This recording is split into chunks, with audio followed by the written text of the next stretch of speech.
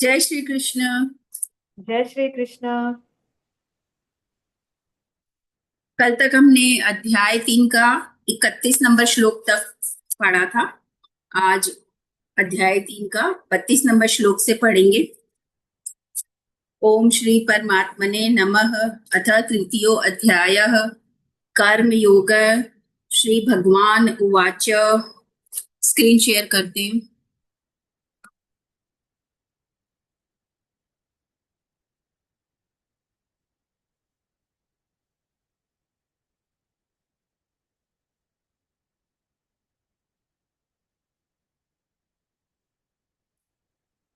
ये त्वेतदभ्यसूयन्तो नानुतिष्ठन्ति मे मतम् सर्वज्ञान विमूढास्तान् विद्धि नष्टान् चेतसः।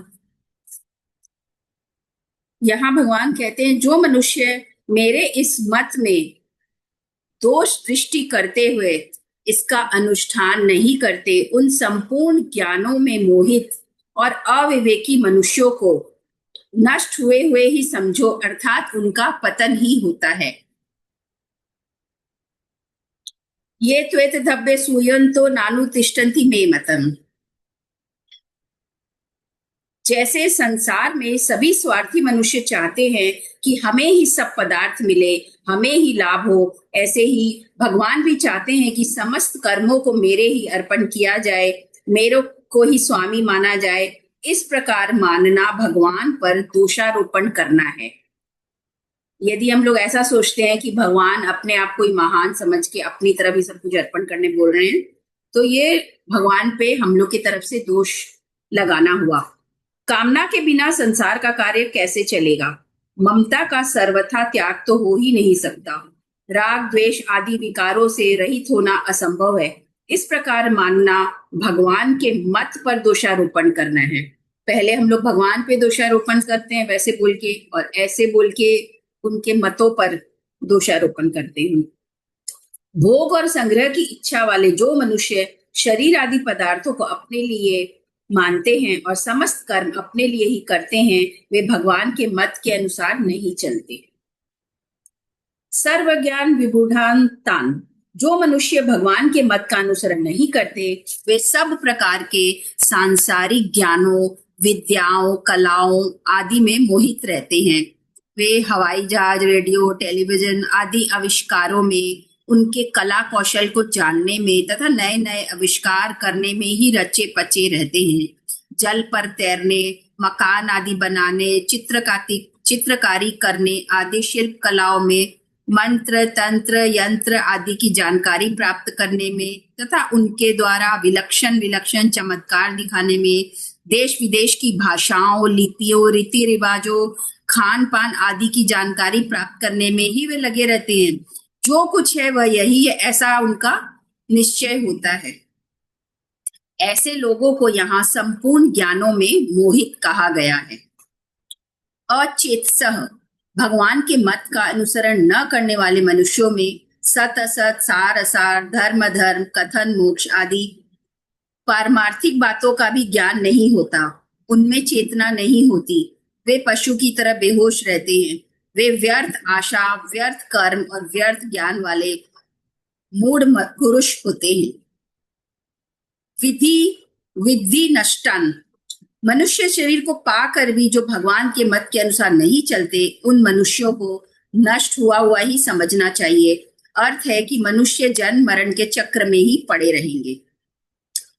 मनुष्य जीवन में अनंत काल तक मुक्ति की संभावना रहती है। जो मनुष्य वर्तमान में भगवान के मत का अनुसरण नहीं करते, वे भी भविष्य में सत्संग आदि के प्रभाव से भगवान के मत का अनुसरण कर सकते हैं, जिससे उनकी मुक्ति हो सकती है। यदि कोई सोचता है कि मेरा तो पूरा आधा से ज्यादा जीवन तो निकल चुका है, अब मैं भगवान में लगूंगा तो मुझे क्या होगा, ऐसा कुछ नहीं है।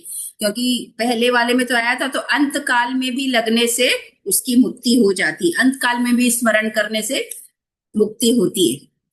परंतु यदि उन मनुष्यों का भाव जैसा वर्तमान में है वैसा ही भविष्य में भी बना रहे, तो उन्हें भगवत प्राप्ति से वंचित रह जाने के कारण नष्ट हुए समझ जाना चाहिए। इसी कारण भगवान ने ऐसे मनुष्यों के लिए नष्टान विद्धि शब्दों का प्रयोग किया है। भगवान के मत का अनुसरण न करने वाला मनुष्य समस्त कर्म राग अथवा द्वेष पूर्वक करता है। राग और द्वेष दोनों ही मनुष्य के महान शत्रु हैं।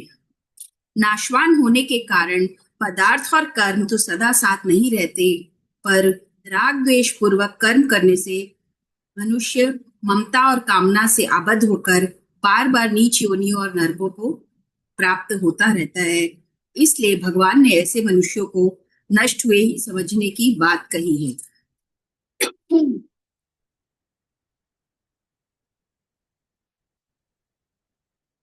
21वें और 22वें दोनों श्लोकों में भगवान ने कहा है कि मेरे सिद्धांत के अनुसार चलने वाले मनुष्य कर्म बंधन से मुक्त हो जाते हैं और न चलने वाले मनुष्यों का पतन हो जाता है।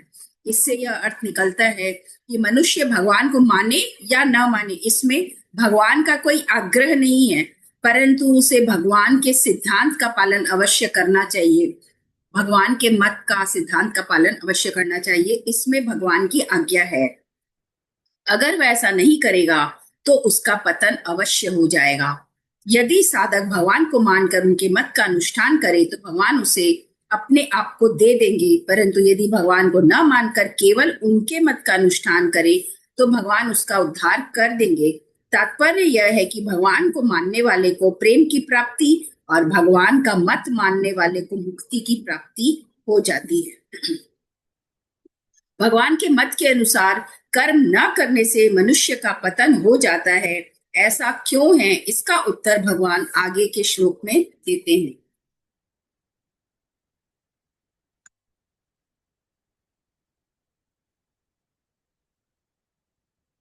सदृशं चेष्टते स्वस्याः प्रकृतिर्ज्ञानवानपि प्रकृतिं यान्ति भूतानि निग्रह किं करिष्यति।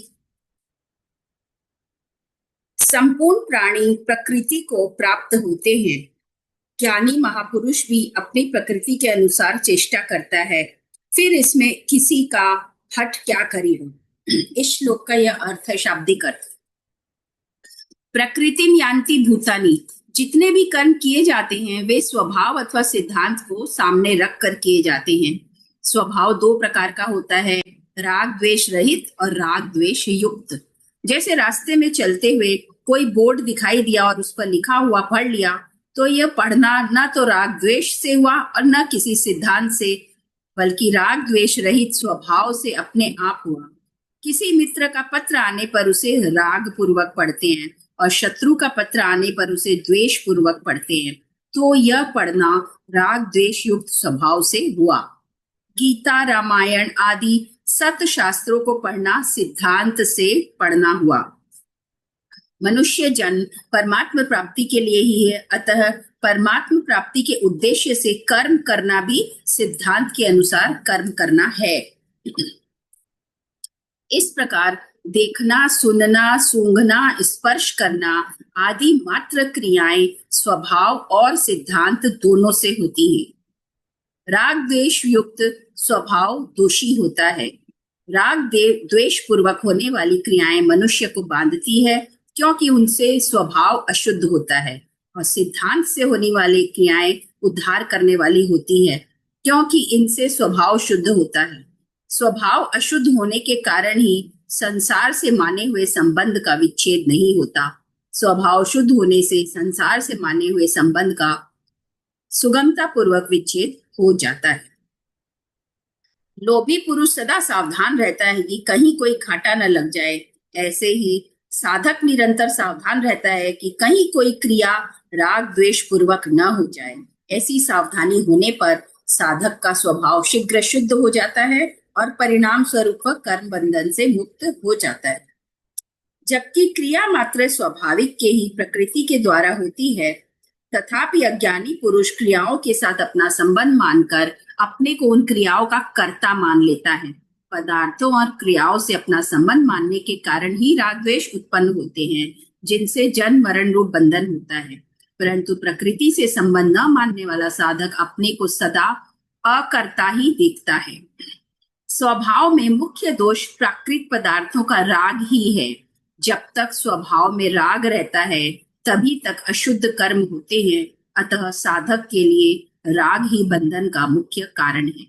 राग माने हुए अहम में रहता है, और मन बुद्धि इंद्रियों एवं इंद्रियों के विषयों में दिखाई देता है। सदृशम चेष्टते स्वस्याः प्रकृतिर्ज्ञानवानपि। यद्यपि अंतःकरण में राग द्वेष न रहने से ज्ञानी महापुरुष की प्रकृति निर्दोष होती है और वह प्रकृति के वशीभूत नहीं होता, तथापि वह चेष्टा तो अपने स्वभाव के अनुसार ही करता है। जैसे कोई ज्ञानी महापुरुष अंग्रेजी भाषा नहीं जानता और उससे अंग्रेजी बोलने के लिए कहा जाए तो वह बोल नहीं सकेगा। वह जिस भाषा को जानता है उसी भाषा में बोलेगा। भगवान भी अपने स्वभाव को वश में करके जिस योनि में अवतार लेते हैं उसी योनि के स्वभाव के अनुसार चेष्टा करते हैं। जैसे भगवान राम या कृष्ण रूप से मनुष्य योनि में अवतार लेते हैं तथा मत्स्य कच्छप वराह आदि योनियों में अवतार लेते हैं, तो वहां उस योनि के अनुसार ही अपना कर्तव्य कर्म करते हैं, चेष्टा करते हैं। तात्पर्य है कि भगवान के अवतारी शरीरों में भी वर्ण योनि के अनुसार स्वभाव की भिन्नता रहती है, पर परवशता नहीं रहती। इसी तरह जिन महापुरुषों का प्रकृति से संबंध विच्छेद हो गया है उनमें स्वभाव की मित्रता तो रहती है पर परवशता नहीं रहती, परंतु जिन मनुष्यों का प्रकृति से संबंध विच्छेद नहीं हुआ उनमें स्वभाव की भिन्नता और परवशता दोनों रहती है। पहले के और वर्तमान जन्म के संस्कार, माता पिता के संस्कार, वर्तमान का संग, शिक्षा, वातावरण, अध्ययन, उपासना, चिंतन, क्रिया, भाव आदि के अनुसार हमारा स्वभाव बनता है। यह स्वभाव सभी मनुष्यों में भिन्न भिन्न होता है और इसे निर्दोष बनाने में सभी मनुष्य स्वतंत्र है। व्यक्तिगत स्वभाव की भिन्नता ज्ञानी महापुरुषों में भी रहती है। चेतन में भिन्नता होती ही नहीं और प्रकृति में स्वाभाविक ही भिन्नता रहती है। प्रकृति है ही विषम। जैसे एक जाति होने पर भी आम आदि के वृक्षों में अलग अलग भेद रहता है, ऐसे ही स्वभाव शुद्ध होने पर भी ज्ञानी महापुरुषों में प्रकृति का भेद रहता है, सब भिन्न भिन्न रहते हैं। निग्रह किम करिष्यति।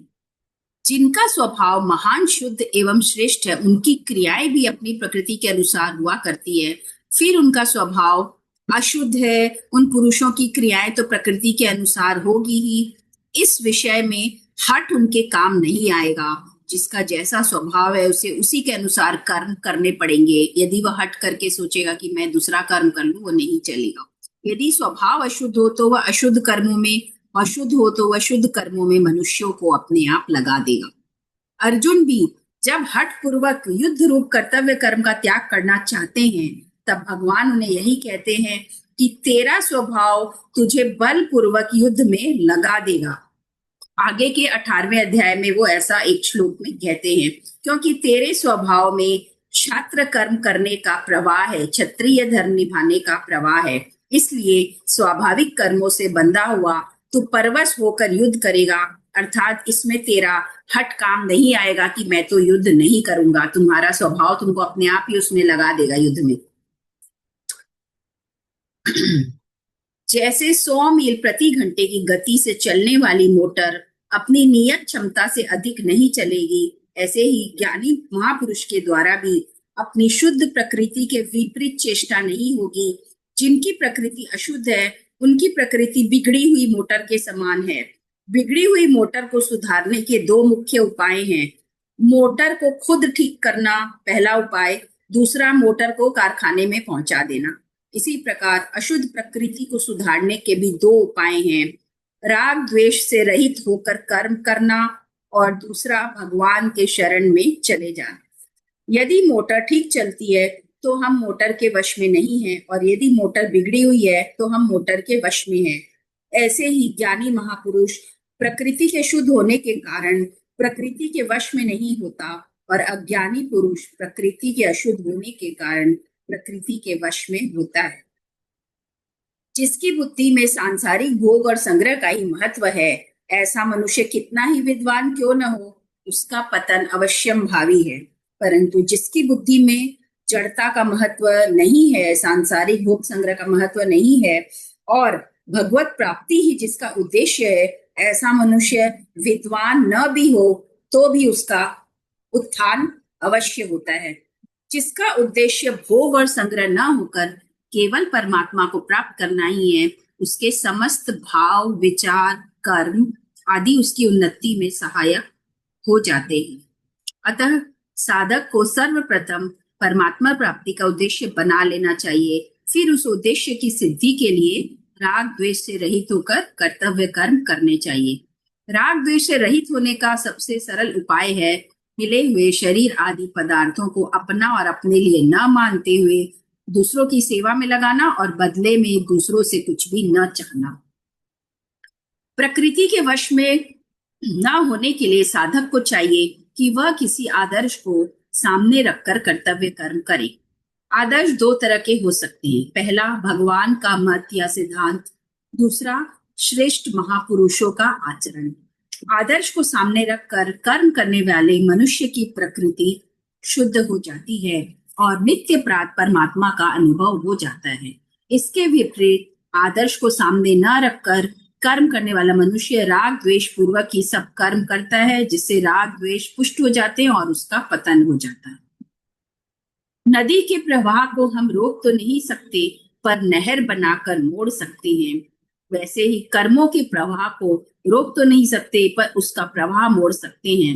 निस्वार्थ भाव से केवल दूसरों के हित के लिए कर्म करना ही कर्मों के प्रवाह को मोड़ना है।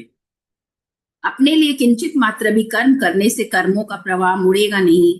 अर्थ यह है कि केवल दूसरों के हित के लिए कर्म करने से कर्मों का प्रवाह संसार की ओर हो जाता है और साधक कर्म बंधन से मुक्त हो जाता है।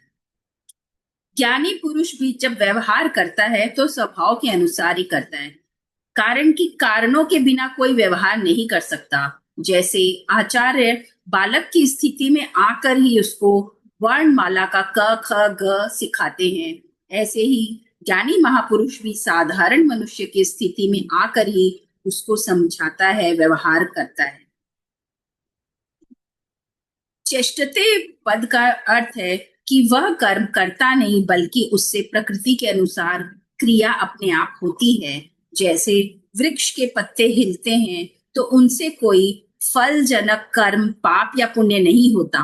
ऐसे ही कर्तृत्व अभिमान न होने के कारण उसके द्वारा कोई शुभ अशुभ कर्म नहीं बनता। ज्ञानी पुरुष भी दूसरों के हित में लगे रहते हैं, क्योंकि साधना अवस्था में ही उनका स्वभाव प्राणी मात्र का हित करने का है। सर्वभूत हिते रता, इसलिए कुछ भी करना, जानना और पाना शेष न रहने पर भी उनमें सबका हित करने का स्वभाव रहता है। अर्थ है कि दूसरों का हित करते करते जब उनका संसार से सर्वथा संबंध विच्छेद हो जाता है, तब उनको हित करना नहीं पड़ता, बल्कि पहले के जो उनका आदत और प्रवाह है उसके कारण अपने आप दूसरों का हित होते रहता है उनके द्वारा। प्रत्येक मनुष्य के अपनी प्रकृति को साथ लेकर ही जन्म होता है, अतः उसे अपने प्रकृति के अनुसार कर्म करने ही पड़ते हैं। इसलिए अब भगवान आगे के श्लोक में प्रकृति को शुद्ध करने का उपाय बताते हैं।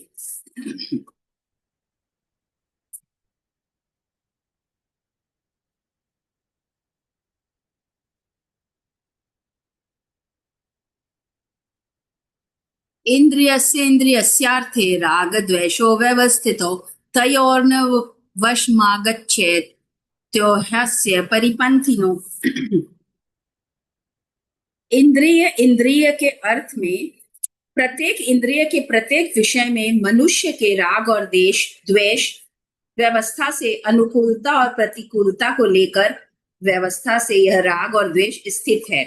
मनुष्य को उन दोनों के वश में नहीं होना चाहिए, क्योंकि वे दोनों ही पारमार्थिक मार्ग में विघ्न डालने वाले शत्रु हैं। इंद्रियस्येन्द्रियस्यार्थे राग द्वेषो व्यवस्थितो, प्रत्येक इंद्रिय के प्रत्येक विषय में राग द्वेष को अलग अलग स्थित बताने के लिए यहाँ इंद्रिय से पद को 2 बार यूज किया गया है। तात्पर्य यह है कि प्रत्येक इंद्रिय श्रोत्र, त्वचा, नेत्र, रसना और घ्राण के प्रत्येक विषय, शब्द, स्पर्श, रूप, रस और गंध में अनुकूलता प्रतिकूलता की मान्यता से मनुष्य के राग द्वेष स्थित रहते हैं। इंद्रियों के विषय में अनुकूलता का भाव होने पर मनुष्य का उस विषय में राग हो जाता है और प्रतिकूलता का भाव होने पर उस विषय में द्वेष हो जाता है।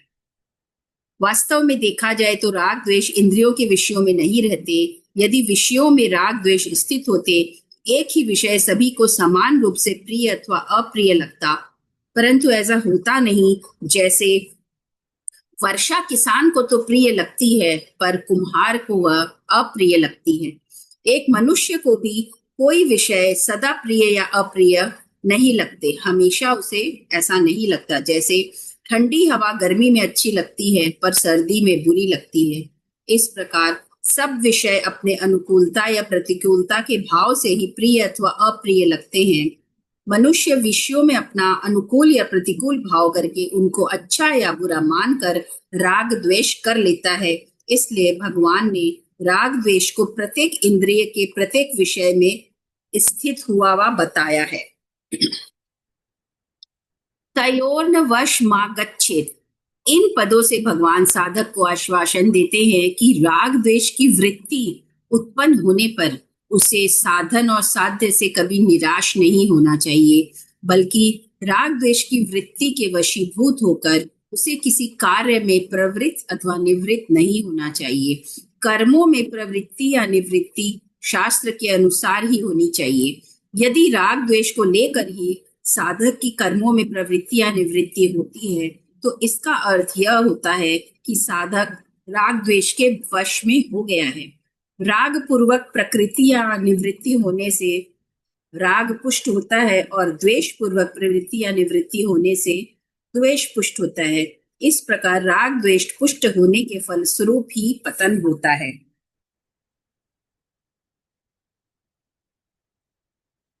हे मनुष्यों, तुम लोग धर्म का सार सुनो और सुनकर धारण करो कि जो हम अपने लिए नहीं चाहते उसको दूसरों के प्रति भी ना करें। जीवन मुक्त महापुरुष भी शास्त्र मर्यादा को ही आदर देते हैं। इसलिए जीवन मुक्त महापुरुष भी शास्त्र मर्यादा को ही आदर देते हैं। राग द्वेष मिटाने के इच्छुक साधकों के लिए तो कर्म करने में शास्त्र प्रमाण की आवश्यकता रहती है, पर राग द्वेष से सर्वथा रहित महापुरुष का अंतःकरण इतना शुद्ध निर्मल होता है कि उसमें अपने आप वेदों का अर्थ प्रकट हो जाता है। चाहे वह पढ़ा लिखा हो चाहे ना हो, उसके अंतःकरण में जो बात आती है वह शास्त्र अनुकूल ही होती है। राग द्वेष का सर्वथा अभाव होने के कारण उस महापुरुष के द्वारा शास्त्र निषिद्ध क्रियाएं कभी होती ही नहीं। उसका स्वभाव अपने आप शास्त्र के अनुसार बन जाता है। यही कारण है कि ऐसे महापुरुष के आचरण और वचन दूसरे मनुष्यों के लिए आदर्श होते हैं। अतः उस महापुरुष के आचरणों और वचनों का अनुसरण करने से साधक के राग द्वेष भी मिट जाते हैं। भगवान ने राग द्वेष को मनोगत कहा है। कामान सर्वान पार्थ मनोगतान, अर्थात ये मन में आने वाले हैं पर हमेशा रहने वाले नहीं हैं। इसके अतिरिक्त भगवान ने राग द्वेष को विकार कहा है और प्रिय अप्रिय की प्राप्ति में चित्त के सदा सम रहने को साधन कहा है। यदि राग द्वेष अंतःकरण के धर्म होते तो यह समचित्तता रूप साधन बन ही नहीं सकता। धर्म स्थायी रहता है और विकार अस्थायी अर्थात आने जाने वाला होता है। राग द्वेष अंतःकरण में स्थायी नहीं है, आने जाने वाले हैं, अतः इनको मिटाया जा सकता है। भगवान ने रस वर्जम रसोप्यस्य पदों में अस्य पद से यह लक्ष्य कराया है कि राग द्वेष माने हुए अहम में साधक में रहते हैं। माने हुए अहम में वह राग द्वेष रहता है साधक के मन के अंदर। जो पुरुष धर्म का कभी परित्याग नहीं करता उसका अंतःकरण भी शुद्ध हो जाता है। राजा दुष्यंत का वर्णन करते समय महाकवि कालिदास ने भी यह बात अपने अभिज्ञान शाकुंतलम में लिखा है। साधक का सत्संग आदि में राग है या प्रेम, इसे इस उदाहरण से जान सकते हैं। सत्संग, भजन, ध्यान आदि में कोई व्यक्ति बाधा पहुंचाए तो उस पर क्रोध आने से समझना चाहिए कि सत्संग आदि में मेरा राग है, और उस पर क्रोध न आकर रोना आ जाए तो समझना चाहिए कि सत्संग आदि में प्रेम है, क्योंकि अपने में दृढ़ता की लगन की कमी होने से ही साधन में बाधा लगती है। इसलिए बाधा लगने पर अपने में लगन की कमी देखकर साधन को रोना आ जाता है। ऐसे ही दूसरे धर्म संप्रदाय आदि के व्यक्ति हमें बुरे लगे तो समझना चाहिए कि अपने धर्म संप्रदाय आदि में हमारा राग है। वास्तव में सत्संग, भजन, ध्यान आदि में राग होना भी उतना बुरा नहीं है, क्योंकि चाहे जैसे हो भगवान में लगना अच्छी ही बात है। जिन शरीर, इंद्रियों, मन, बुद्धि, पदार्थ आदि से सेवा होती है वे सब संसार के ही अंश हैं। जब संसार ही अपना नहीं तो फिर उसका अंश अपना कैसे हो सकता है? इन शरीर आदि पदार्थों को अपना मानने से सच्ची सेवा हो ही नहीं सकती, क्योंकि इससे ममता और स्वार्थ भाव उत्पन्न हो जाता है। इसलिए इन पदार्थों को उसी के मानने चाहिए जिसकी सेवा की जाए।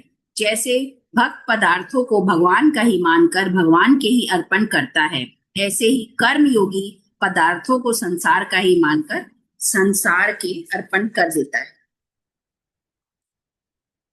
वास्तव में सेवा भाव से होती है, वस्तुओं से नहीं। वस्तुओं से कर्म होते हैं, सेवा नहीं। अतः वस्तुओं को दे देना ही सेवा नहीं है। वस्तुएं तो दुकानदार भी देता है, पर साथ में लेने का भाव रहने से उससे पुण्य नहीं होता। ऐसे ही प्रजा राजा को कर रूप से धन देती है, पर वह दान नहीं होता। किसी को जल पिलाने पर मैंने उसे जल पिलाया तभी वह सुखी हुआ, ऐसे भाव का रहना दुकानदारी ही है। हम मान बढ़ाई नहीं चाहते, पर जल पिलाने से पुण्य होगा अथवा दान करने से पुण्य होगा, ऐसा भाव रहने पर भी फल के साथ संबंध होने के कारण अंतःकरण में जल, धन आदि वस्तुओं का महत्व अंकित हो जाता है। वस्तुओं का महत्व अंकित होने पर फिर वास्तविक सेवा नहीं होती, बल्कि लेने का भाव रहने से असत के साथ संबंध बना रहता है, चाहे जाने या न जाने। इसलिए वस्तुओं को दूसरों की सेवा में लगाकर दान पुण्य नहीं करना है, बल्कि उन वस्तुओं से अपना संबंध को तोड़ना है। प्रत्येक साधक के लिए संसार केवल कर्तव्य पालन का क्षेत्र है, सुखी दुखी होने का क्षेत्र नहीं है। संसार सेवा के लिए है। संसार में साधक को सेवा ही सेवा करनी है। सेवा करने में सबसे पहले साधक को यह भाव होना चाहिए कि मेरे द्वारा किसी का किंचित मात्र भी अहित न हो। संसार में कुछ प्राणी दुखी रहते हैं और कुछ प्राणी सुखी रहते हैं।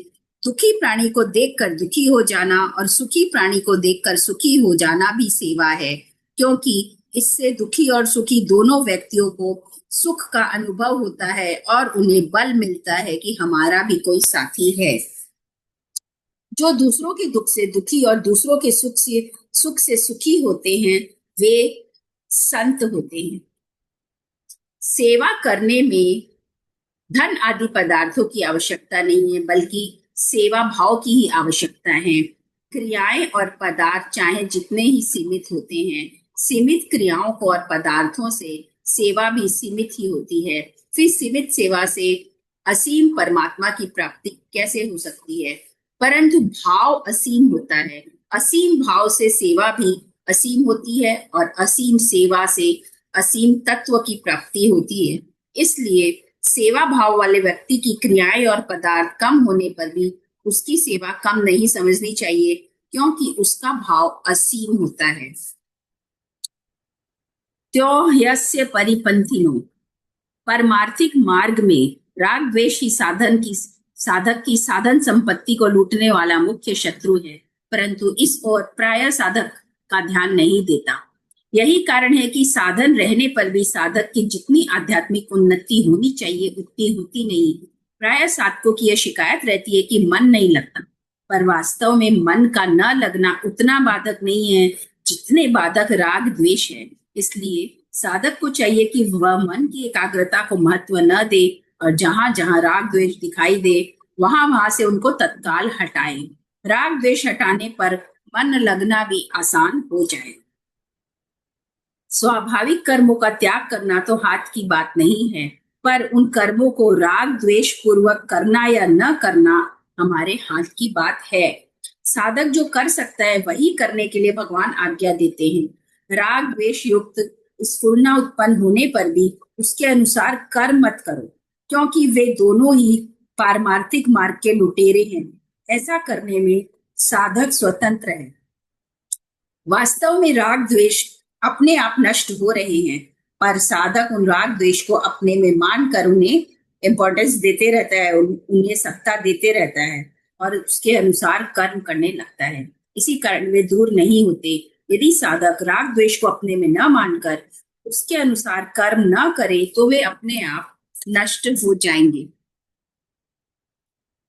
इंद्रिय से इंद्रियस्यार्थे राग द्वेषो व्यवस्थितो पदों का अर्थ है कि अनुकूलता प्रतिकूलता दोनों में राग न रहे, प्रत्युत उनका सदुपयोग करे, अर्थात अनुकूलता में दूसरों की सेवा करे और प्रतिकूलता में अनुकूलता की इच्छा का त्याग करे।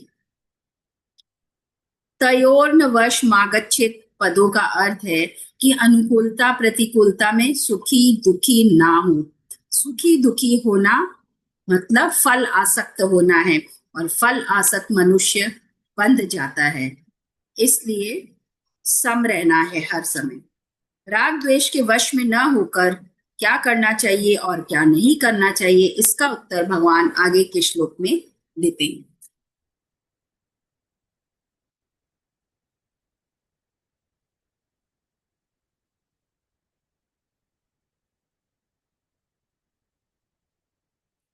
श्रेयान् स्वधर्मो विगुणः परधर्मात् स्वनुष्ठितात् स्वधर्मे निधनं श्रेयः परधर्मो भयावह। अच्छी तरह आचरण में लाए हुए दूसरे दूसरे के धर्म से गुणों की कमी वाला अपना धर्म श्रेष्ठ है। यहाँ भगवान बोल रहे हैं कि अच्छी तरह आचरण में लाए हुए दूसरों के धर्म से यदि हमारे धर्म में गुणों में कोई कमी भी हो तभी भी अपना धर्म श्रेष्ठ है। अपने धर्म में मरना भी कल्याणकारक है और दूसरे का धर्म भय को देने वाला है। श्रेयान् स्वधर्मो विगुणः परधर्मात् स्वनुष्ठितात्। अन्य वर्ण आश्रम आदि का धर्म बाहर से देखने में गुण संपन्न हो, उसके पालन में भी सुगमता हो, पालन करने में मन भी लगता हो, धन वैभव सुख सुविधा मान बढ़ाई आदि भी मिलती हो और जीवन भर सुख आराम से भी रह सकते हो, तो भी उस पर धर्म का पालन अपने लिए विहित न होने से परिणाम में भय को दुख को देने वाला है। इसके विपरीत अपने वर्ण आश्रम आदि का धर्म बाहर से देखने में यदि गुणों की कमी वाला हो, उसके पालन में कठिनाई हो, पालन करने में मन भी न लगता हो, धन वैभव सुख सुविधा मान बढ़ाई आदि भी न मिलती हो और उसका पालन करने में जीवन भर कष्ट भी सहना पड़ता हो, तो भी उस स्वधर्म का निष्काम भाव से पालन करना परिणाम में कल्याण करने वाला है। इसलिए मनुष्य को किसी भी स्थिति में अपने धर्म का त्याग नहीं करना चाहिए, बल्कि निष्काम निर्मम और अनासक्त होकर स्वधर्म का ही पालन करना चाहिए। मनुष्य के लिए स्वधर्म का पालन स्वाभाविक है, सहज है। मनुष्य का जन्म कर्मों के अनुसार होता है और जन्म के अनुसार भगवान ने कर्म नियत किए हैं। अतः अपने अपने नियत कर्मों का पालन करने से मनुष्य कर्म बंधन से मुक्त हो जाता है और उसका कल्याण हो जाता है। दोषयुक्त दिखने पर भी नियत कर्म अर्थात स्वधर्म का त्याग नहीं करना चाहिए। अर्जुन युद्ध करने की अपेक्षा भिक्षा का अन्न खाकर जीवन निर्वाह करने को श्रेष्ठ समझते हैं, परंतु यहाँ भगवान अर्जुन को समझाते हैं कि भिक्षा के अन्न से जीवन निर्वाह करना भिक्षुक के लिए स्वधर्म है, पर तुम्हारे लिए, क्योंकि तुम क्षत्रिय है तो तुम्हारे लिए ये स्वधर्म नहीं होके पर धर्म है, क्योंकि तू गृहस्थ क्षत्रिय है, भिक्षुक नहीं। इसलिए तब पहले अध्याय में भी जब अर्जुन ने कहा कि युद्ध करने से पाप भी लगेगा, तब भी भगवान ने कहा कि धर्ममय युद्ध न करने से तू स्वधर्म और कीर्ति को खोकर पाप को प्राप्त होगा। फिर भगवान ने बताया कि जय पराजय, लाभ हानि और सुख दुख को समान समझकर युद्ध करने से, अर्थात राग द्वेष से रहित होकर अपने कर्तव्य यानी स्वधर्म का पालन यदि करोगे तो तुम्हें पाप नहीं लगेगा। अर्थ यह है कि स्वधर्म के पालन में राग द्वेष रहने से पाप लगता है, नहीं तो नहीं लगता है। राग द्वेष से रहित होकर स्वधर्म का भली भांति आचरण करने से समता का, योग का अनुभव होता है और समता का अनुभव होने पर दुखों का नाश हो जाता है। इसलिए भगवान बार बार अर्जुन को राग द्वेष से रहित होकर युद्ध रूप स्वधर्म का पालन करने पे जोर देते हैं। वो बार बार उन्हें जोर देते हैं। भगवान अर्जुन को मानो यह समझाते हैं कि क्षत्रिय कुल में जन्म होने के कारण क्षात्र धर्म के नाते युद्ध करना तुम्हारा स्वधर्म है। अतः युद्ध में जय पराजय, लाभ हानि, सुख दुख को समान देखना है और युद्ध रूप क्रिया का संबंध अपने साथ नहीं है, ऐसा समझकर केवल कर्मों की आसक्ति मिटाने के लिए कर्म को करना है और फल की तरफ नहीं देखना है। वर्ण आश्रम आदि के अनुसार अपने अपने कर्तव्य का निस्वार्थ से पालन करना ही स्वधर्म है। आस्तिक जन जिसे धर्म कहते हैं उसी का नाम कर्तव्य है। स्वधर्म का पालन करना अथवा अपने कर्तव्य का पालन करना एक ही बात है। वर्ण आश्रम आदि के अनुसार सभी मनुष्यों का अपना अपना कर्तव्य कल्याणप्रद है, परंतु दूसरे वर्ण आश्रम आदि का कर्तव्य देखने से अपना कर्तव्य अपेक्षाकृत कम गुणों वाला दिखता है। जैसे ब्राह्मण के कर्तव्य क्षम, दम, तप, क्षमा आदि की अपेक्षा क्षत्रिय के कर्तव्य युद्ध करना आदि में अहिंसा आदि गुणों की कमी दिखती है। कि ब्राह्मण के जो कर्तव्य है उसमें तो अहिंसा का बात नहीं है, किसी को मारना नहीं है, परंतु जो क्षत्रिय का कर्तव्य है कि युद्ध करना, उसमें बहुत जन को उसे मारना होगा, तो उससे लगता है कि मेरा धर्म बहुत कठिन है। लेकिन दूसरों के कर्तव्य से अपने कर्तव्य में गुणों की कमी देखने पर भी अपना कर्तव्य ही कल्याण करने वाला है। परंतु अर्जुन के लिए अपना स्वधर्म पालना, क्षत्रिय धर्म पालने से ही उसे कल्याण, उसके आगे के जीवन में उसके लिए पारमार्थिक आध्यात्मिक कल्याण तभी संभव है। अतः किसी भी अवस्था में अपने कर्तव्य का त्याग नहीं करना चाहिए। वर्ण आश्रम आदि के अनुसार बाहर से तो कर्म अलग अलग घोर या सौम्य प्रतीत होते हैं, पर परमात्मा प्राप्ति रूप उद्देश्य एक ही होता है। परमात्मा प्राप्ति का उद्देश्य न रहने से तथा अंतःकरण में प्राकृत पदार्थों का महत्व रहने से ही कर्म घोर या सौम्य प्रतीत होते हैं। स्वधर्मे निधनम श्रेयः। स्वधर्म पालन में यदि सदा सुख, आराम, धन संपत्ति, मान बढ़ाई, आदर सत्कार आदि ही मिलते तो वर्तमान में धर्मात्माओं की टोलियां देखने में आती, परंतु स्वधर्म का पालन सुख अथवा दुख को देखकर नहीं किया जाता, बल्कि भगवान अथवा शास्त्र की आज्ञा को देखकर निष्काम भाव से किया जाता है। इसलिए स्वधर्म अर्थात अपने कर्तव्य का पालन करते हुए यदि कोई कष्ट आ जाए तो वह कष्ट भी उन्नति करने वाला होता है। वास्तव में वह कष्ट नहीं होता बल्कि तप होता है। उस कष्ट से तप की अपेक्षा भी बहुत जल्दी उन्नति होती है, कारण कि तप अपने लिए किया जाता है और कर्तव्य दूसरों के लिए। जानकर किए गए तप से उतना लाभ नहीं होता जितना लाभ अपने आप हुए कष्ट रूपी तप से होता है। जिन्होंने स्वधर्म पालन में कष्ट सहन कर लिया और जो स्वधर्म का पालन करते हुए मर गए, वे धर्मात्मा पुरुष अमर हो गए। लौकिक दृष्टि से भी जो कष्ट आने पर भी अपने धर्म कर्तव्य पर डटा रहता है, उसकी बहुत प्रशंसा और महिमा होती है। जैसे देश को स्वतंत्र बनाने के लिए जिन पुरुषों ने कष्ट सहे, बार बार जेल गए और फांसी पर लटकाए गए, उनकी आज भी बहुत प्रशंसा और महिमा होती है। इसके विपरीत बुरे कर्म करके जेल जाने वालों की सब जगह निंदा होती है। अर्थ यह निकला कि निष्काम भाव पूर्वक अपने धर्म का पालन करते हुए कष्ट आ जाए अथवा मृत्यु तक भी हो जाए तो भी उससे लोक में प्रशंसा और परलोक में कल्याण ही होता है। स्वधर्म का पालन करने वाले मनुष्य की दृष्टि धर्म पर रहती है। धर्म पर दृष्टि रहने से उसका धर्म के साथ संबंध बना रहता है। धर्म पालन करते हुए यदि मृत्यु भी हो जाए तो उसका उद्धार हो जाता है।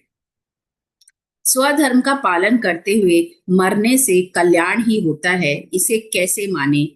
इस शंका का समाधान कैसे हो?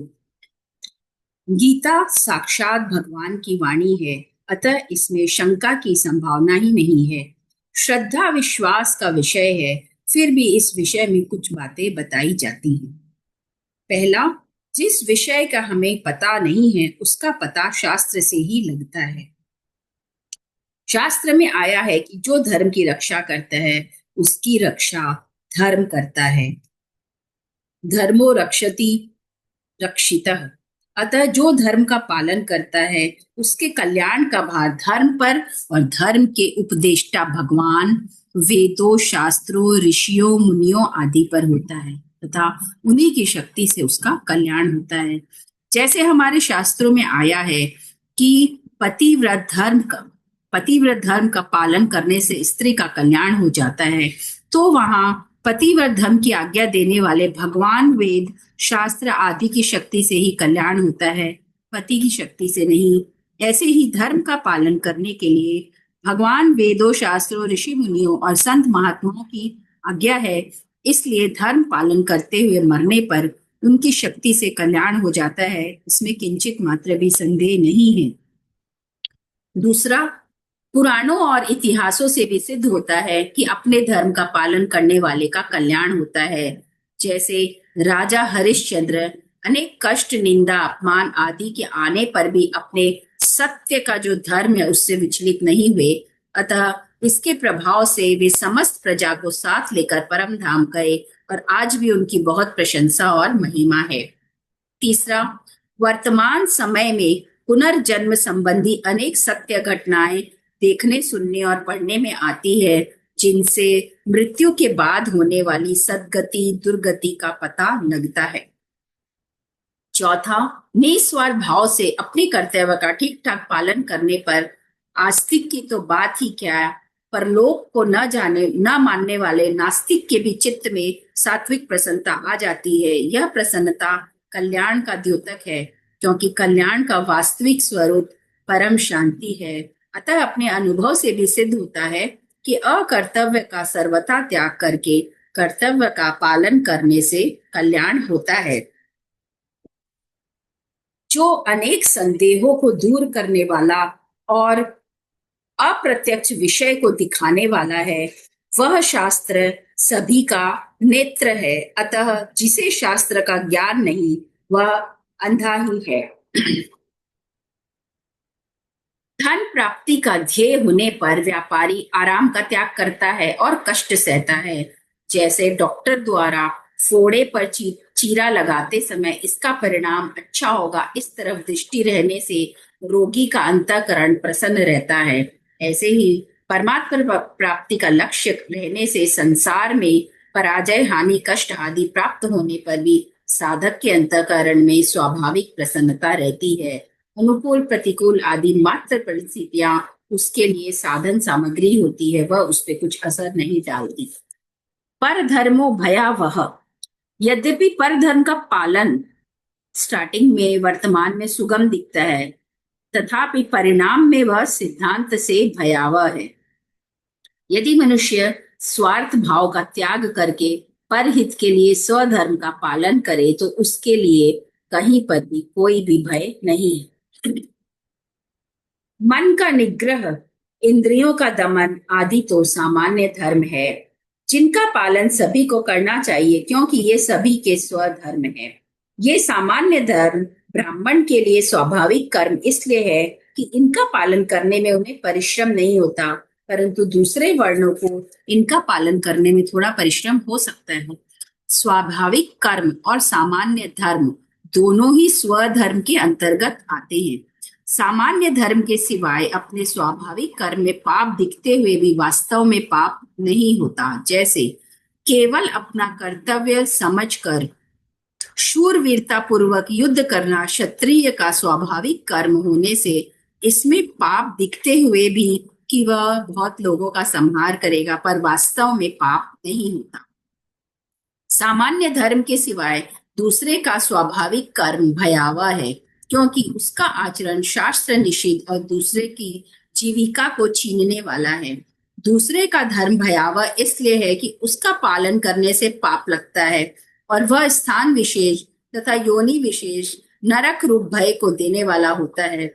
इसलिए भगवान अर्जुन से मानो यह कहते हैं कि भिक्षा के अन्न से जीवन निर्वाह करना दूसरों की जीविका का हरण करने वाला, मतलब कि और कोई भिक्षुक जो सबसे मांग रहे हैं उसमें एक और भिक्षुक बढ़ जाएगा, तथा क्षत्रिय के लिए निषिद्ध होने के कारण तेरे लिए श्रेयस्कर नहीं है, बल्कि तेरे लिए युद्ध रूप से अपने आप प्राप्त हुआ स्वाभाविक कर्म का पालन करना ही तुम्हारे लिए श्रेयस्कर है। योगी होना स्वधर्म है और भोगी होना परधर्म है। निर्लिप्त रहना स्वधर्म है, लिप्त होना परधर्म है। सेवा करना स्वधर्म है और कुछ भी चाहना परधर्म है। प्रेमी होना स्वधर्म है, रागी होना परधर्म है। निष्काम निर्मम और अनासक्त होना स्वधर्म है। कामना ममता और आसक्ति करना परधर्म है। तात्पर्य है कि प्रकृति के संबंध के बिना स्वयं में होने वाला सब कुछ स्वधर्म है और प्रकृति के संबंध से होने वाला सब कुछ परधर्म है। स्वधर्म चिन्मय धर्म और परधर्म जड़ धर्म है। परमात्मा का अंश स्व है और प्रकृति का अंश शरीर है, पर है। स्व के दो अर्थ होते हैं, एक तो स्वयं और दूसरा परमात्मा। इस दृष्टि से अपने स्वरूप बोध की इच्छा तथा परमात्मा की इच्छा दोनों ही स्वधर्म है। कर्म योग, ज्ञान योग और भक्ति योग तीनों ही योग मार्ग मनुष्य मात्र के स्वधर्म है। इसके विपरीत शरीर से अपना संबंध मानकर भोग और संग्रह में लगना मनुष्य मात्र का परधर्म है। स्थूल स्थूल सूक्ष्म और कारण तीनों शरीरों से किए जाने वाले तीर्थ व्रत दान तप चिंतन ध्यान समाधि आदि समस्त शुभ कर्म सकाम भाव से अर्थात अपने लिए करने पर परधर्म हो जाते हैं और निष्काम भाव से अर्थात दूसरों के लिए करने पर यह सेम कर्तव्य स्वधर्म हो जाता है। मनुष्य का खास काम है परधर्म से विमुख होना और स्वधर्म के सम्मुख होना। ऐसा केवल मनुष्य ही कर सकता है और दूसरी योनि में जो है वो नहीं कर सकते हैं।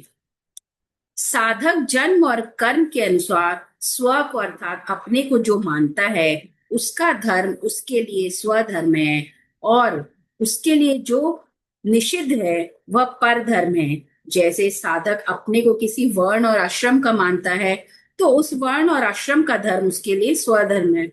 वह अपने को विद्यार्थी या अध्यापक मानता है तो पढ़ना या पढ़ाना उसके लिए स्वधर्म है। वह अपने को सेवक जिज्ञासु या भक्त मानता है तो सेवा जिज्ञासा या भक्ति उसके लिए स्वधर्म है। जिसमें दूसरों के अहित का अनिष्ट का भाव होता है वह चोरी हिंसा आदि कर्म किसी के भी स्वधर्म नहीं है बल्कि कुधर्म अथवा अधर्म है। निष्काम भाव से दूसरों के हित के लिए कर्म करना कर्म योग स्वधर्म है। स्वधर्म को ही गीता में सहज कर्म स्वकर्म और स्वभावज कर्म नाम से कहा गया है अलग अलग जगहों पर। कर्तव्य के विरुद्ध कर्म करना ही अकर्तव्य है, कर्तव्य का पालन न करना भी अकर्तव्य है। स्वधर्म कल्याणकारक और परधर्म भयावह है। ऐसा जानते हुए भी मनुष्य स्वधर्म में अपने धर्म में प्रवृत्त क्यों नहीं होता? इस पर अर्जुन प्रश्न करते हैं आगे के श्लोक में। अभी तक जो हम लोग पढ़ रहे थे ये भगवान उवाच है, कल का में रहेगा अर्जुन उवाच, तो यह कल पढ़ेंगे। आज का यहीं पे समाप्त होता है 35 नंबर तक। तो कोई कुछ कहना चाहता है आज के अध्याय के लिए, आज के श्लोक के लिए?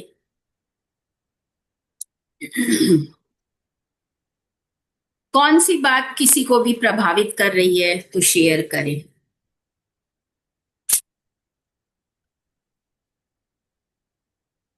एक और यहाँ पे बात है, प्रत्येक धर्म में कुधर्म अधर्म और परधर्म ये तीनों होते हैं। दूसरों के अनिष्ट का भाव कूटनीति आदि धर्म में कुधर्म है, यज्ञ में पशु बलि देना आदि धर्म में अधर्म है। जो अपने लिए निषिद्ध है ऐसा दूसरे वर्ण आश्रम आदि का धर्म धर्म में परधर्म है। कुधर्म अधर्म और पद परधर्म इन तीनों से कल्याण नहीं होता। कल्याण उस धर्म से होता है जिसमें अपने स्वार्थ तथा अभिमान का त्याग एवं दूसरे का वर्तमान और भविष्य में हित होता हो। तो आज का यहाँ पे समाप्त हो रहा है। कोई कुछ शेयर करना चाहता है, कुछ बोलने का मन है किसी का आज के श्लोक के विषय में, कोई भी बात जो आपको प्रभावित कर रही हो या अच्छा लग रहा हो? नहीं? पूरा ही प्रभावपूर्ण है। हाँ, पूरा तो है ही प्रभावपूर्ण, पर कोई कोई कभी कभी कोई कोई उदाहरण या कोई कोई लाइन ज्यादा अच्छा लग जाता है। देखो, इसमें बहुत डिटेल्स है तो कितना उसको छोटा करते करते भी इतना बड़ा हो ही जाता है।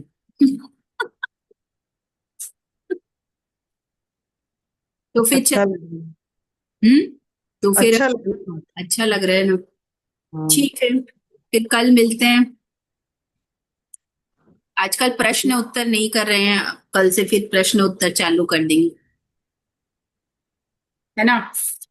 हाँ, और क्या, उससे हम लोग और ज्ञान बढ़ेगा। उससे और मजा भी आएगा, थोड़ा इंटरेस्टिंग लगेगा। हाँ। अपने जीवन में इसका प्रभाव क्या पड़ रहा है उसको थोड़ा सा विस्तार से बताएं। क्या प्रभाव पड़ रहा है, कहाँ प्रभाव पड़ रहा है, कहाँ आप इसको लागू कर रहे हैं। वो तो सबको अब एक दूसरे को सुन के समझ में आएगा, एक दूसरे को सबको जानकारी होगी। जो कि नहीं क्या कर क्या रहे हैं उनको भी समझ में आएगा कि हाँ हमको भी ऐसा करना चाहिए। हम्म कि ये सब सुन के क्या क्या प्रभाव पड़ रहा है उसमें तो अपने को, लेकिन अभी थोड़ा ही दिन हुआ, 15 दिन। 15 दिन में भी प्रभाव तो पड़ता ही है। नहीं, जैसे अभी उन्होंने बताया ना कि हाँ प्रभाव तो पड़ रहा है, तो क्या प्रभाव पड़ रहा है वो थोड़ा सा बताएंगे तो अच्छा रहेगा। आपको सुलोचना जी आपको बोल रहे हैं कि कुछ आप बताएंगे तो। हाँ ना, बात बात सही है। वो जो बोल रही है, अब इसने जो निस्वार्थ भाव बोलते हैं, लोभ लालच के लिए मना करते हैं, निष्काम बोलते हैं, पूरा भी नहीं तो थोड़ा थोड़ा तो अपने लोग के अंदर, सबके अंदर ही है। हाँ, वो तो है ही। ये भगवान की वाणी तो प्रभावपूर्ण है। अपने लोग एक बार में तो अपने अंदर सारा चीज आ जाएगा ऐसा नहीं है, वो तो डेली का है। धीरे धीरे। रोज रोज अपने अंदर अच्छाई लाएंगे। जैसे हाँ। रोज झाड़ू जैसे साफ करते भी अपनी सफाई होती जाती है कि कुछ जमे नहीं गंदगी। हम्म ऐसे वो सोच विचार है। इसीलिए बोल रहे हैं, ये पूरा ही प्रभावपूर्ण है, बहुत ज्यादा ही प्रभावपूर्ण है। और अपने लोग अगर मैच करेंगे तो अपने साथ बहुत कुछ मिलेगा भी। हाँ हाँ। और ये अपने भगवान ने देखते हैं। अर्जुन को समझाने के लिए कितने तरीके से वो समझा रहे हैं कि कोई भी बात उनको प्रभावित करे। भगवान कितने अलग अलग तरीके से अर्जुन को समझा रहे हैं कि तुम्हें युद्ध करना ही चाहिए। इस बात को समझाने के लिए जो अलग अलग वे में समझा रहे हैं वो बहुत मतलब अच्छा है कहीं कि से भी कहीं से भी बचकर निकलने का रास्ता नहीं है। भगवान रास्ता इतनी नहीं है। अच्छी तरह से चारों तरफ से समझा रहा है। और अपने लोग अगर अपने को मैच करेंगे तो बहुत कुछ मिलेगा कि हाँ, हमारे अंदर भी ये सद्गुण है। हाँ, वो तो मिलेगा ही। हम लोग को तो तभी हम कितना यहाँ बैठे हैं इकट्ठे सब। इसमें बीच बीच में आता है ना कि बस पशुओं की तरह जीवन हम लोग व्यतीत करते जाते हैं, मनुष्य जीवन मिला है उसका इम्पोर्टेंस को समझ नहीं रहे हैं। ये चीज भी तो है कि भाई अपना रोज का वो जीवन नॉर्मली ऐसे ही निकालते जा रहे हैं कि भगवत प्राप्ति का मेन उद्देश्य है। इस बात का इतना समझ हम लोग हर मनुष्य को अभी तक कहाँ है। अब भगवान का नाम लेना, नाम जप, ये सब तो है ही अपने अंदर। हाँ, ये तो है, लेकिन इसमें अंदर इसमें से मन को पूरा वैसा बना के रखना देखो, हमेशा के गृहस्थ लिए एक जीवन, जैसा, जिससे कि गृहस्थ जीवन है। कोई वैसा चीज हो ही ना उस व्यक्ति से। और धीरे अपने लोग अच्छा करने की चेष्टा करते हैं, कर ही रहे हैं, और सुन के धीरे और अच्छे रास्ते पे ही चलेंगे क्या। कितना जगह तो अब इतने बड़े सब शास्त्र के ज्ञाता ये सब सब अर्जुन लोग ही मोह में पड़ गए कि मतलब हमको ये युद्ध करना चाहिए कि नहीं करना चाहिए। उनका ही दिमाग इतना वो हो गया, तो हम लोग तो बहुत साधारण मनुष्य हैं। बहुत साधारण। तो ये सुनना तभी अच्छा लग रहा है जब अपने उस पथ पे चलना चाह रहे हैं। हाँ। और गृहस्थ जीवन में बहुत कुछ चाहिए भी, पर वो निष्काम भाव जो बोलते हैं, वो निष्काम भाव भी देखो अपने अंदर है ही क्या? निष्काम भाव है नहीं बोल रहे हैं ना। नहीं, अपने लोग जैसे कोई भी काम, माँ है तो माँ तो निष्काम भाव से ही सब कुछ करते हैं, या अपने किसी की सेवा करते हैं। मान लो कोई घर के लोग हैं, सास है ससुर है, तो निष्काम भाव से ही करते हैं। हम्म। बहुत किसी के अंदर कुछ होता होगा वो अलग बात है, तभी ये किसी प्रभावपूर्ण के हमको तो बहुत लग रहा है। अहम आ जाता है कि हम ये चीज कर रहे हैं, इस बात का अहम अंदर में रहता है बहुत जन के कि हम ये कर रहे हैं, बहुत बड़ा बात है, ऐसे सोचते हैं बहुत जन। पांचों अंगुली समान नहीं है ना हाथ की, हम्म। सबसे बड़ी बात है। तो वही आज बात। मेरे अंदर जो है वो जरूरी नहीं दूसरे के अंदर भी सद्गुण हो, या दूसरे के अंदर है तो हम लेने की चेष्टा करेंगे तो अवश्य मेरे अंदर वो सद्गुण आएगा, अगर हम लेने की चेष्टा करें। हाँ हाँ, जरूर। वही चीज है, ये प्रभावपूर्ण इसीलिए बोल रहे हैं, बहुत ही प्रभावपूर्ण है। और बहुत बहुत बहुत अच्छा लग रहा है हमको, तो हम यही जानते हैं। और हम्म। किसी को क्या लग रहा है पता नहीं भाई। और आगे भी फ्यूचर में लोग सुनेंगे उनको कैसा लगेगा, लेकिन हमको बहुत अच्छा लग रहा है, अंतर्मन खुश हो रहा है। इतना बड़ा अपना हिंदू का जब कोई भी ऐसा बड़ा मतलब धर्म ग्रंथ की गीता जी रामायण कुछ भी पढ़ेंगे तो उसमें बहुत सारी अच्छी बातें रहती ही हैं। बहुत सारी मतलब बोला जाए कि एक एक शब्दों को मिला के जो वाक्य बन रहे हैं सभी प्रभावपूर्ण। आप जैसे पूछते हो कि क्या अच्छा लगा, हम लोग को लगता है, मेरे को लगता है कि मैं अभी यह बात बताएं, फिर नेक्स्ट आ जाता है ये बात भी अच्छी है, फिर नेक्स्ट आ जाता है ये बात भी अच्छी है। तो क्या कि वो अपने लोग अगर उसका मतलब लिखे तो फिर भी याद रहे, ऐसे दिमाग से हाँ, निकल ऐसे जाता है। ध्यान नहीं आता, लेकिन जैसे कि जैसे हम जैसे आज पूछ रहे हैं तो कल वाला में यदि आप उस वे में सुनेंगे कि हम ये वाला बात शेयर करेंगे, सुनते सुनते में ही वो तो आपको कॉपी में लिख के हाँ, मार्क करके रखना होगा कि ये वाला बात लास्ट में बोलेंगे तो हो कॉपी में जाएगा। लिखेंगे तो ये भी जो भी चल रहा है वो निकल जाएगा, तो वो कि माइंड नहीं जरा से भी नहीं, एक डिस्टर्ब शब्द नहीं। में लिखेंगे तो याद आ जाएगा कि ये वाला बात हमको अच्छा लगा था। और ऐसा लगता है ना, माइंड जरा से भी डिस्ट्रैक्ट नहीं होनी, तो अभी जो मतलब चल रहा है फिर वो छूट जाता है। जैसे इसमें धर्म को भी ये पर धर्म कुधर्म अधर्म ऐसे करके कितना अलग अलग अभी बताया है इसमें, वाह वाह। अलग अलग शब्द है, बहुत सुंदर बहुत सुंदर। हम्म। ठीक है फिर। निहारते रहो, जो बोलते हैं ना सुंदरता को निहारते रहो, वो चीज सुंदरता है। हाँ, ये वाला राम सुखदास जी का लिखा हुआ है। हाँ, राम सुखदास जी का तो वैसे भी पहले नहीं होती थी वो रामायण। हाँ, वो तो कलकत्ता में तो बहुत ज्यादा ही सब कितनी भीड़, अटेंड कितनी करने भीड़। दौड़ दौड़ के सुबह 4 बजे पहला दिन आसन लगा के सिलाई करके। तो वो इनका महत्व तो अपने लोग माने सुन लेंगे, इतना कहाँ समझ पाएंगे, बोल पाएंगे। समझने की कोशिश करते हैं, अब भगवान की कृपा क्षमाराम जी समझ में आए। वाचते थे ना वो रामायण, राम सुखदास जी वाला जो होता था 9 दिन का, क्षमाराम हाँ, जी वाचते थे। समाधान तो बहुत अच्छा होता है, टीवी में आजकल तो ये भी टेलीकास्ट होता है ना, टीवी में आता है, बहुत ही अच्छा लगता है, बहुत ही अच्छा लगता है। और हम्म। इतनी एज होने पे भी उनकी वाणी कितनी मने सुंदर वाणी है, बहुत ही अच्छा। हम्म। बहुत सुंदर। तो आजकल प्रभावपूर्ण तो बातें जितनी भी अपने लोग बोलते हैं ना, एक्यूमुलेट कितना भी अपने करना चाहे कर सकते हैं, अच्छी अच्छी बातें स्वयं हाँ, को कर सकते हैं कि भाई जिसको जीवन का उद्धार चाहिए, मोक्ष मुक्ति चाहिए, उस रास्ते पे चलो भाई। धन्यवाद आपका बहुत बहुत। धन्यवाद आप लोग का भी। जय श्री कृष्णा। जय श्री भगवान कृष्ण। भगवान का नाम वो निकलते हैं, शिवानी जी सुनते बोलती है हैं। ना, शिवानी दीदी की अपनी सतयुग कलयुग सब अपने मन का माना हुआ है, सब अपने दिमाग में एकदम है। शिवानी दीदी अब का अभी सुनते हैं, बहुत ही अच्छा लगता है। और वो हम्म। गीता की बातें ज्यादा, उनकी वो वाणी में जो आता है वो गीता की ही बातें ज्यादा रहती है, गीता जी की। हाँ, बोलते हैं कलयुग सतयुग जो अपने इससे दिमाग का मन तो का माना हुआ है। सब मन गीता जी यदि आप कोई पूरा पढ़ते हैं तो सतयुग मानो तो वो उसमें सतयुग है।